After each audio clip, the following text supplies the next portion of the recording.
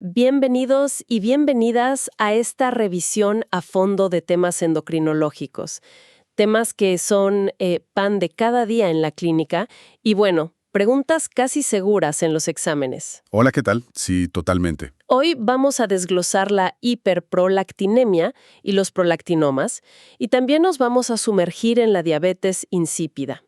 Tocaremos de pasada la acromegalia, pero solo para, digamos, situarla en su contexto. Exacto. Son condiciones que vemos constantemente, ¿eh? Desde la consulta externa hasta urgencias. Y la verdad es que obligan a pensar bien el diagnóstico diferencial. Claro. No es solo teoría, esto es saber actuar frente a síntomas que pueden ser, pues, desde muy sutiles hasta bastante aparatosos. Dominar su enfoque es clave. Así es. Y para entrar en materia, como siempre, qué mejor que empezar con un caso clínico.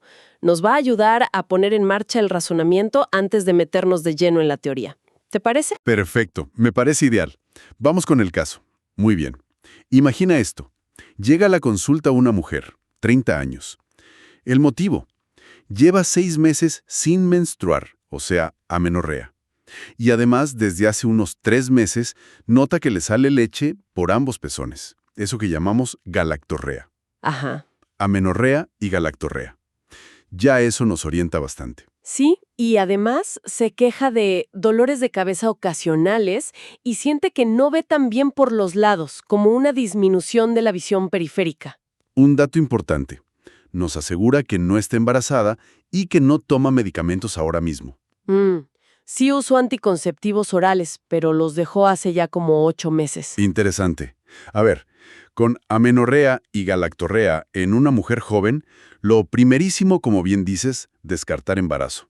Ella lo niega, y los anticonceptivos ya quedaron atrás. Exacto. Pero, ¿estamos seguros de que no hay ningún otro fármaco? Pienso en la lista clásica. Antipsicóticos, algunos antidepresivos, antihipertensivos como verapamil o metildopa, incluso procinéticos, ¿no? Metoclopramida, domperidona. Sí, claro. Las fuentes mencionan algunos específicos como sulpirida o cisaprida, que se sabe que elevan la prolactina. Buena observación. Le preguntamos específicamente y ella insiste, que no toma nada más, de forma regular. De acuerdo. Bueno, aceptamos su palabra por ahora. Entonces, esas cefaleas y los síntomas visuales, se convierten en señales de alarma, ¿no? Sí, banderas rojas. Claro. Nos hacen pensar en algo que esté ocupando espacio allá arriba, ¿no? En la zona del hipotálamo o la hipófisis. ¿Cómo son exactamente esas cefaleas? Y la visión. ¿Ha notado algún otro cambio físico? Digo, aunque no sea lo principal, no está de más preguntar si ha notado que le crecen las manos o los pies, o si sus rasgos faciales han cambiado, buscando algún signo solapado de acromegalia, que a veces, pues, coexiste. Vale. Refiere que la cefalea es más bien una molestia ocasional, no es un dolor incapacitante. Y lo de la visión lo describe como perder campo por los lados, así tal cual. Niega otros cambios como los que mencionas. Ok. Al examinarla está afebril, presión arterial normal. Confirmamos que sí, efectivamente sale una secreción lechosa al exprimir ambos pezones. Y al hacerle una campimetría por confrontación, esta prueba sencilla para evaluar los campos visuales, pues parece que sí, que haya una dificultad para ver en los lados externos de ambos ojos. Una posible hemianopsia bitemporal leve. Ajá, hemianopsia bitemporal. Sí. El resto del examen, incluyendo el neurológico, sin otras alteraciones destacables. Bien, con la clínica bastante orientada, necesitamos ponerle números y ver la estructura, ¿no? El primer paso obligado es medir la prolactina, la PRL en sangre. Si está alta, pues confirma la sospecha. ¿Tenemos ese valor? Sí, lo tenemos. La prolactina está en 250 nanogramos por mililitro. Hay que recordar que el valor normal de referencia suele ser menor a 25 ng/ml. ¡Wow! 250. Altísima. Ese valor ya nos dice muchísimo. Con una PRL tan elevada, la sospecha de un prolactinoma, crece exponencialmente. Claro. Pero antes de saltar a conclusiones, hay que ser sistemáticos, metódicos. Necesitamos descartar otras causas. Yo pediría una TSH, la hormona estimulante de la tiroides, y T4 libre. Un hipotiroidismo primario, aunque no de niveles tan altos, puede dar hiperprolactinemia moderada. Las fuentes dicen que hasta en un 30% de los casos, así que es un descarte fundamental. De acuerdo. También pruebas básicas de función renal y hepática. porque la insuficiencia renal o la cirrosis pueden disminuir el aclaramiento de prolactina. Y por protocolo, una prueba de embarazo en sangre, la beta-HCG, para tener la confirmación definitiva de que no hay gestación. Tenemos esos resultados. TSH y T4 libre dentro de límites normales. La función renal y hepática también están bien. Y la beta-HCG es negativa. Perfecto. Entonces, hemos descartado razonablemente embarazo, causa farmacológica por la historia clínica, hipotiroidismo primario y causas sistémicas renales o hepáticas. Sí. Con una prolactina de 250, más la cefalea y las alteraciones visuales, la indicación de una resonancia magnética, una RNM de la región hipofisaria con contraste de gadolinio, es clarísima. Hay que buscar la causa estructural, que probablemente sea un adenoma. Se realiza la resonancia y el informe describe un macroadenoma hipofisiario de 1.5 centímetros de diámetro y muestra un ligero contacto y compresión sobre el quiasma óptico. Ahí está la respuesta. Un nivel de prolactina superior a 200 nanogramos por mililitro junto con la imagen de un macroadenoma hipofisiario, esto hace que el diagnóstico más probable sea sin duda un prolactinoma. Clarísimo. Es muy característico que los prolactinomas, sobre todo los macro, secreten cantidades tan grandes de prolactina. Esto ayuda mucho a diferenciarlo de la hiperprolactinemia que causan otros adenomas no funcionantes, esos que simplemente comprimen el tallo hipofisiario, el famoso efecto tallo. Ah, claro. En esos casos la prolactina suele estar elevada, sí, pero raramente supera los 150, quizá 200 nanogramos por mililitro. Y la compresión del quiasma, aunque la RNM la describa como leve, justifica perfectamente los síntomas visuales que refería la paciente. Queda bastante claro, sí. Y bueno, para cerrar el caso, te comento que se decide iniciar tratamiento médico. La elección habitual, como sabemos, son los agonistas dopaminérgicos. Claro. En este caso se optó por cabergolina, que es muy efectiva. Lo esperable es que con este tratamiento bajen los niveles de prolactina, mejoren los síntomas, la menorrea, la galactorrea, los problemas visuales y, muy importante, que el tamaño del tumor también se reduzca. Exacto. Esa es la gran ventaja de los agonistas en prolactinomas. Claro, el seguimiento será clínico, bioquímico con controles de prolactina y con resonancias periódicas para ver cómo responde el adenoma. Perfecto. Un caso muy ilustrativo. Sí, la verdad. Nos ha permitido tocar varios puntos clave. Ahora, ¿qué tal si profundizamos un poco más en la teoría detrás de estos trastornos? Empecemos ordenando las ideas sobre la hiperprolactinemia y los prolactinomas. Me parece estupendo. La hiperprolactinemia, como vimos, no es más que tener la prolactina persistentemente elevada en sangre. Y las causas, son un mundo. Hay que tener una lista mental para no pasar nada por alto. Mucha cosa, mucha. Podemos agruparlas, ¿no? Están las causas fisiológicas, las normales, el embarazo y la lactancia son las estrellas, claro. Pero también la simple estimulación del pezón, el ejercicio intenso o incluso el estrés pueden elevarla transitoriamente. Ajá. Luego vienen las patológicas, que son las que nos obligan a investigar a fondo. Y dentro de las patológicas, los fármacos parecen ser un culpable muy, muy frecuente, ¿verdad? Es algo que siempre hay que preguntar activamente, con lupa. Absolutamente. Es quizás la causa secundaria más común. Y la lista es larga, ¿eh? Antipsicóticos, tanto los típicos como los atípicos, muchos antidepresivos, ISRS tricíclicos, antieméticos como la metoclopramida, algunos antihipertensivos, verapamilo, metildopa, reserpina, opiáceos. Siempre revisar la medicación del paciente al detalle. De acuerdo. Luego, lógicamente, están los problemas originados en la propia hipófisis. Exacto. El prolactinoma es el rey aquí. Es el tumor hipofisiario más frecuente y la causa más común de hiperprolactinemia muy marcada. Esos niveles por encima de 200 que vimos en el caso. Sí. Pero ojo, que otros adenomas hipofisiarios como los productores de hormona de crecimiento en la acromegalia o los productores de ACTH en la enfermedad de Cushing también pueden elevar la prolactina, ya sea porque cosecretan PRL o por el famoso efecto tallo si son grandes y comprimen. Claro, por compresión. Exacto. En estos casos, la elevación suele ser más moderada, típicamente por debajo de 150 nanogramos sobre mililitro. Otras causas hipofisarias, pues la hipofisitis, que es una inflamación, traumatismos, cirugía previa o el síndrome de la silla turca vacía. ¿Y si el problema no está en la hipófisis, sino un poquito más arriba, en el hipotálamo? También puede ser, claro. El hipotálamo controla la hipófisis principalmente inhibiendo la secreción de prolactina a través de la dopamina. Si algo interfiere con esa inhibición dopaminérgica, La prolactina sube. exacto, la prolactina sube.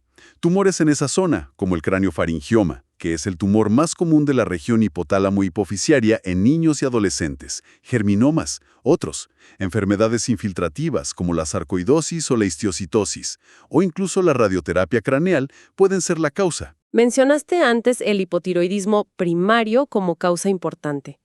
¿Alguna otra condición endocrina que debamos tener en mente? Sí, el hipotiroidismo primario es un clásico que no se puede olvidar. El aumento de TRH, la hormona liberadora de tirotrofina que se produce en esta condición, estimula no solo a la TSH, sino también a la prolactina. Por eso es un descarte obligatorio. Fundamental. También se ha descrito asociación con la insuficiencia suprarrenal y con el síndrome de ovario poliquístico, el SOP. Ahí hasta un 30% de las pacientes pueden tener niveles de prolactina ligeramente elevados, aunque el mecanismo no está del todo claro, la verdad. Interesante. Y más allá del sistema endocrino, ¿causas sistémicas o de otro tipo? Pues sí, la insuficiencia renal crónica es una causa importante porque el riñón participa en el aclaramiento de la prolactina. Si falla, se acumula. La cirrosis hepática también puede elevarla. Ah. Y luego están las causas que llamamos neurogénicas. Cualquier estímulo crónico de la pared torácica, cicatrices, quemaduras, un herpes zóster torácico, incluso piercings, pueden, por vía refleja, estimular la liberación de prolactina. Curioso. Sí. Y bueno, si después de investigar todo esto no encontramos una causa clara, nos queda el cajón desastre de la hiperprolactinemia idiopática. Entendido. Muy completo el repaso de causas. ¿Y cómo se manifiesta clínicamente esta elevación de prolactina? ¿Qué síntomas nos deben alertar? Varía bastante, ¿eh? En mujeres antes de la menopausia, lo más típico es lo que vimos en el caso, alteraciones menstruales. Pueden ser ciclos irregulares, oligomenorrea o hasta la ausencia total, amenorrea, como en el caso, exacto. La galactorrea, que no siempre está presente, o a veces solo aparece si se exprime el pezón. Y dificultad para concebir, infertilidad. Todo esto pasa porque la prolactina alta inhibe la liberación de GnRH en el hipotálamo, y eso afecta todo el eje gonadal. Claro, inhibe el eje. En los hombres, los síntomas suelen ser más insidiosos, más lentos y consultan más tarde. Típicamente, disminución del deseo sexual, de la libido, disfunción eréctil, infertilidad. A veces puede haber un aumento del tamaño de las mamas, ginecomastia. La galactorrea es muy, muy rara en varones. Entiendo. Y si además de la hiperprolactinemia hay un tumor grande, un macroadenoma, ¿qué otros síntomas pueden aparecer por el tamaño? Ahí entran en juego los síntomas por compresión de estructuras vecinas, lo que llamamos efecto masa. Lo más frecuente es la cefalea, que suele ser poco específica, la verdad, y las alteraciones visuales. La hemianopsia. Típicamente la hemianopsia bitemporal por compresión del quiasma óptico, que es esa pérdida de visión en los campos laterales. Si el tumor es muy grande, puede comprimir también el resto de la hipófisis sana y causar un hipopituitarismo. Claro, déficit de otras hormonas. Eso es, déficit de otras hormonas hipofisarias como GH, TSH, ACTH o las gonadotrofinas LH y FSH. Vale. Para diagnosticarlo entonces, el camino parece claro.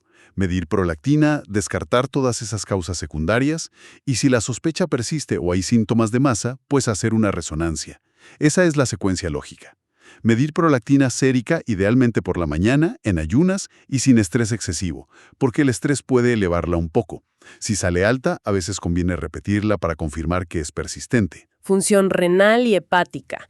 Si todo eso es normal y la prolactina sigue alta o si desde el principio hay síntomas como los visuales, la RMM de hipófisis con gadolinio es la prueba de imagen de elección, no hay duda. Y una vez que tenemos confirmado el prolactinoma, ¿cuál es el enfoque terapéutico? Mencionamos la cabergolina en el caso, es siempre la primera opción. Aquí viene una de las perlas o puntos clave de este tema. A diferencia de la mayoría de los otros tumores hipofisarios, donde la cirugía suele ser el primer paso, en los prolactinomas el tratamiento de elección es médico, con fármacos agonistas de la dopamina. Ah, mira, qué interesante. ¿Y por qué? Porque son tremendamente efectivos. No solo normalizan los niveles de prolactina en la gran mayoría de los pacientes, hablamos de más del 80-90%, sino que, y esto es crucial, consiguen reducir el tamaño del tumor en un porcentaje muy significativo de casos, incluso en macroadenomas. Reduce el tumor también, eso es importante. Muchísimo. La cabergolina suele preferirse hoy en día porque es más potente, tiene en general menos efectos secundarios como náuseas o hipotensión postural, y se toma solo 1 o 2 veces por semana. Eso mejora mucho la adherencia comparado con la bromocriptina, que requiere dosis diarias. Claro, mucho más cómodo. Suena casi ideal. Pero ¿qué pasa si el tratamiento médico no funciona o si el paciente no lo tolera? Buena pregunta. Aunque la mayoría responde muy bien, existe un pequeño porcentaje de prolactinomas que son resistentes a los agonistas dopaminérgicos. También puede haber pacientes que no toleren los efectos secundarios a pesar de ajustar la dosis o cambiar de fármaco. Entiendo. En esos casos de resistencia o intolerancia significativa o en situaciones de emergencia como una apoplejía hipofisiaria, que es un sangrado o infarto agudo del tumor que causa compresión brusca, la opción es la cirugía, habitualmente por vía transesfenoidal, a través de la nariz. Ok, la cirugía como segunda línea. Exacto. ¿Y la radioterapia se reserva como tercera línea para casos que no responden ni a fármacos ni a cirugía? Y un detalle a recordar, que a veces se olvida.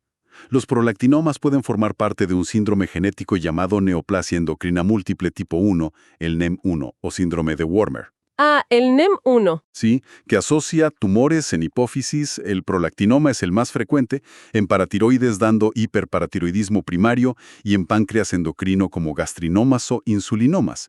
Hay que tenerlo en mente. Muy claro todo el abordaje del prolactinoma. Cambiemos ahora de tercio, si te parece, y hablemos de otro trastorno hipofisiario frecuente, la diabetes insípida. ¿Qué es exactamente y por qué se llama diabetes si no tiene que ver con el azúcar? Buena pregunta, sí. El nombre diabetes viene del griego y significa algo así como pasar a través, refiriéndose a la gran cantidad de orina que producen estos pacientes. Y se le añadió insípida para diferenciarla de la diabetes mellitus, la del azúcar, porque la orina en la insípida es muy diluida. No tiene sabor dulce, digamos. Ah, mira, en esencia la diabetes insípida, la DI, es un síndrome causado por la incapacidad del riñón para concentrar la orina adecuadamente. El resultado es la eliminación de volúmenes enormes de orina muy diluida, poliuria, y para compensar esa pérdida de agua, una sed exagerada, polidipsia. Mucha sed, mucha orina. Exacto. El problema de fondo puede estar en la producción o secreción de la hormona antidiurética, la ADH, también llamada vasopresina, o bien en la respuesta del riñón a esta hormona. ¿Entiendo? ¿Y hay distintos tipos según dónde esté el problema? ¿Cómo se clasifican? Exacto. La clasificación principal se basa justamente en eso. Exacto, la clasificación principal se basa justamente en eso. Primero, la DI central, también llamada neurogénica. Aquí lo que falta es ADH. La hipófisis posterior no la libera en cantidad suficiente. Falla la producción o liberación. Eso es. Las causas son variadas. Puede ser idiopática, a veces se cree que autoinmune, tumores hipotalámicos o hipofisarios como el craneofaringioma o metástasis, traumatismos cráneoencefálicos, cirugía en la zona, enfermedades infiltrativas como histocitosis o sarcoidosis, infecciones del sistema nervioso central o causas genéticas aunque son más raras. Vale. ¿Y el otro tipo principal? El segundo tipo es la DI nefrogénica. En este caso, la ADH se produce bien, pero los riñones son, digamos, sordos a su señal. No responden. El riñón no hace caso. Exacto. Puede ser hereditaria por mutaciones en el receptor de ADH o en los canales de agua, las acuapurinas. O puede ser adquirida. Y aquí las causas adquiridas más importantes son algunos fármacos. El litio es el ejemplo clásico. Ah, el litio. Sí, el litio es una causa muy conocida. También la hipercalcemia crónica, la hipopotasemia severa y ciertas enfermedades renales crónicas pueden causar DI nefrogénica. ¿Alguna otra categoría a considerar aparte de la central y la nefrogénica? Sí, es crucial diferenciarla de la polidipsia primaria. Aquí no hay un problema hormonal ni renal primario. Lo que pasa es que el paciente bebe cantidades enormes de agua de forma compulsiva. Bebe demasiado. Sí, a veces por causas psiquiátricas, lo que se llama potomanía. Y claro, eso lógicamente diluye la sangre y suprime la secreción de ADH secundariamente. El resultado es similar, mucha orina diluida, pero la causa es el exceso de ingesta, no un defecto en la ADH o el riñón. Importante diferencia. Muy importante. Y existe una forma transitoria, la DI gestacional, que ocurre en el embarazo porque la placenta produce una enzima, una vasopresinasa, que degrada la ADH. Suele resolverse sola tras el parto. Vale. ¿Y cómo se presentan estos pacientes? Supongo que la queja principal es orinar mucho, ¿no? Muchísimo. La poliuria es la marca de la casa. Típicamente más de 3 litros al día, pero pueden ser 5, 10, hasta 20 litros en casos extremos. 20 litros. ¡Qué barbaridad! Sí. La orina es muy clara, como agua con una densidad muy baja, menor a 1.05, y una osmolaridad también baja, generalmente por debajo de 300 miliosmoles kilogramo. Para no deshidratarse, desarrollan una sed imperiosa, una polidipsia que les obliga a beber constantemente, día y noche. La nicturia, levantarse a beber y orinar por la noche, altera mucho la calidad de vida. Me imagino. Mientras puedan beber todo lo que necesiten, el sodio en sangre puede mantenerse normal, o casi normal. El peligro real aparece si no tienen acceso libre al agua o si por alguna razón, una lesión cerebral, sedación, el mecanismo de la sed falla. Ahí sí pueden deshidratarse gravemente y desarrollar hipernatremia severa. Claro, ese es el riesgo. Me imagino lo invalidante que debe ser esa sed constante. ¿Y cómo se llega al diagnóstico y sobre todo a diferenciar entre los distintos tipos? Central, nefrogénica, polidipsia. El diagnóstico empieza con la sospecha clínica. Esa poliuria intensa, la polidipsia y la confirmación de una orina persistentemente diluida, con osmolaridad baja, a pesar de una osmolaridad plasmática normal o incluso alta. Ok. La prueba clave para diferenciar la DI central de la nefrogénica y de la polidipsia primaria es la prueba de restricción hídrica, también conocida como test de deshidratación o test de Miller. El test de deshidratación. Exacto. Se realiza en un entorno controlado, por supuesto. Se restringe la ingesta de líquidos y se monitoriza de cerca el peso del paciente, la diuresis horaria, la osmolaridad en orina y en plasma y el sodio sérico. La idea es ver si el riñón es capaz de concentrar la orina cuando el cuerpo se deshidrata. Se le fuerza a concentrar. Eso es. Si tras un tiempo de restricción o hasta que se pierda un cierto porcentaje de peso o suba la osmolaridad plasmática a un nivel determinado, la orina sigue sin concentrarse adecuadamente, entonces se administra desmopresina, la DDAVP, que es el análogo sintético de la ADH. Vale. ¿Y cómo interpretamos la respuesta a esa prueba? ¿Qué nos dice cada resultado? Aquí está la clave de la diferenciación, el quid de la cuestión. En la DI central, la osmolaridad de la orina no sube mucho o nada, solo con la restricción hídrica, porque falta ADH endógena. Pero, al administrar desmopresina exógena, la osmolaridad urinaria aumenta significativamente, típicamente más de un 50% sobre el valor basal post-restricción. ¿Por qué? Porque el riñón sí responde a la hormona, solo que no la tenía. El riñón funciona, pero le faltaba la señal. Exacto. Ahora, en la DI nefrogénica. La osmolaridad urinaria no aumenta ni con la restricción hídrica ni después de dar desmopresina, o aumenta muy poquito. El riñón es resistente a la ADH, sea la propia o la que le damos nosotros. No responde a nada. No responde. Y en la polidipsia primaria. Con la restricción hídrica, la osmolaridad urinaria sí suele aumentar, porque la ADH endógena se libera normalmente y el riñón responde bien. A veces incluso llega a concentrar hasta niveles normales o casi normales. La administración posterior de desmopresina produce poco o ningún aumento adicional de la osmolaridad urinaria porque ya estaba actuando la ADH propia. Parece una prueba bastante lógica, ¿sí? Para desenmascarar el problema de fondo. Una vez que sabemos el tipo de DI, ¿cómo se trata? El tratamiento es específico para cada tipo, claro. Para la DI central, la base del tratamiento es reemplazar la ADH que falta. Y para eso usamos la desmopresina, la DDAVP. La hormona sintética. Eso es. Hay varias formas de administrarla. La más común es oral, en tabletas, o intranasal con un spray. Pero también existe inyectable para casos agudos o pacientes que no pueden usar las otras vías. La dosis se ajusta individualmente para controlar la sed y la diuresis, intentando mantener el sodio en sangre normal. ¿Alguna precaución con la desmopresina? Sí, Hay que tener cuidado de no pasarse con la dosis, o si el paciente bebe demasiada agua por costumbre, porque puede causar hiponatremia por dilución. Hay que monitorizar el sodio. De acuerdo. ¿Y la nefrogénica? Para la DI nefrogénica, el enfoque es distinto, claro, porque dar ADH no sirve. Primero, intentar tratar la causa si es posible. Suspender el litio si es el culpable. Corregir la hipercalcemia o la hipopotasemia. Buscar la causa subyacente. Exacto. Luego, se usan medidas para reducir la diuresis. Una dieta baja en sal y proteínas ayuda porque disminuye la carga de solutos que el riñón necesita excretar. Y curiosamente, los diuréticos tiacídicos como la hidroclorotiazida ayudan. Un diurético para tratar la poliuria. Suena paradójico. Sí, parece paradójico, pero funcionan. Probablemente al causar una leve depresión de volumen, lo que aumenta la reabsorción de agua en el túbulo proximal, antes de llegar a la parte donde actúa la ADH. Los AINES, los antiinflamatorios no esteroideos como la indometacina, también pueden ser útiles al inhibir prostaglandinas renales que antagonizan el efecto de la ADH. Y la amilorida, que es un diurético ahorrador de potasio, es especialmente útil si la causa es el litio, porque bloquea la entrada de litio a las células del túbulo colector. Muy bien. ¿Y para la polidipsia primaria? Y para la polidipsia primaria, el manejo es el más complicado, la verdad.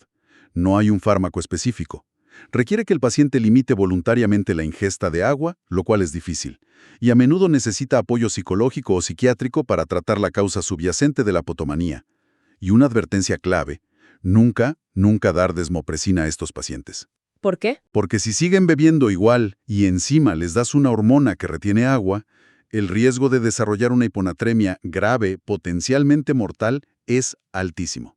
Entendido. Muy importante esa advertencia. Perfectamente explicado todo lo de la DEI. Antes de terminar, mencionamos al pasar la acromegalia. Aunque no es el foco principal hoy, ¿algún apunte clave sobre ella en relación a lo que hemos hablado, según las fuentes que manejamos? Sí, las fuentes la traen a colación principalmente por dos motivos relacionados con lo que vimos. Primero, porque los adenomas hipofisarios productores de hormona de crecimiento, los que causan la acromegalia, frecuentemente también cosecretan prolactina. Ah, cosecreción. Exacto, o bien, si son macroadenomas, pueden causar hiperprolactinemia por el efecto tallo, por pura compresión. Así que siempre hay que tenerla en mente en el diagnóstico diferencial de un paciente con un tumor hipofisario, hiperprolactinemia. Vale, y también se menciona brevemente en el contexto del síndrome de Cushing, ya que la acromegalia puede asociarse en algunos síndromes genéticos, como el complejo de Carney, o por expresión de receptores anómalos en el tumor hipofisiario. Pero vamos, un análisis detallado de la acromegalia en sí misma queda fuera del alcance de hoy. ¿Entendido? Queda claro su lugar en el puzzle diferencial. Bueno, ya para ir cerrando esta revisión tan completa, si tuvieras que destilar todo esto en unas pocas perlas clínicas, esos puntos clave, esos tips que nadie debería olvidar de cara a los exámenes o a la práctica diaria, ¿cuáles serían? A ver, me quedaría con 3 ideas fundamentales.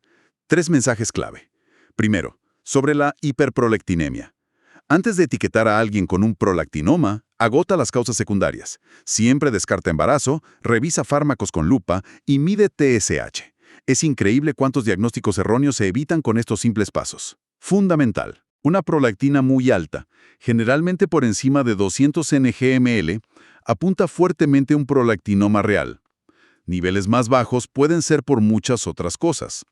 Ok, primera perla. Descartar secundarismos y valorar el nivel de PRL. Exacto. Segunda perla, sobre el prolactinoma. Su tratamiento de elección es médico con agonistas dopaminérgicos. La cabergolina es el preferido hoy en día. Esto es casi único entre los tumores hipofisiarios. Son muy eficaces, no solo controlando la hormona, sino también reduciendo el tamaño del tumor. La cirugía queda para casos muy seleccionados. Prolactinoma igual tratamiento médico de entrada. Justo. Y la tercera, sobre la diabetes insípida. La clave diagnóstica para diferenciar los tipos, central, nefrogénica, polidipsia, es la prueba de restricción hídrica seguida de desmopresina. Entender la lógica de la respuesta, si concentra o no la orina, y si responde a la DDABP, te da el diagnóstico. El test de deshidratación con DDABP diferencia los tipos de DI. Y como parte de esa tercera perla, no olvidar, la desmopresina es el tratamiento para la DI central, pero está contraindicada y es peligrosa en la polidipsia primaria por el riesgo de hiponatremia. Perfecto. Consejos de oro sin duda. Información muy valiosa y muy bien organizada. Con esto cerramos nuestro análisis de hoy sobre hiperprolactinemia, prolactinomas y diabetes insípida.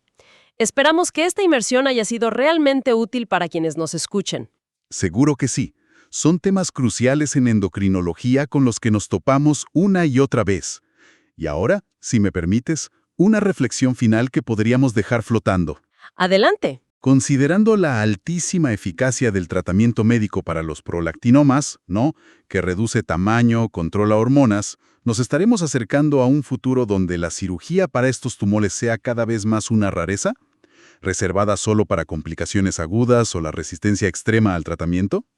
Es algo en lo que pensar sobre cómo evoluciona el manejo de estas patologías. Interesante pregunta para el futuro. Sí, señor. Pues con esa reflexión nos despedimos. Gracias por acompañarnos en esta revisión. Hasta la próxima.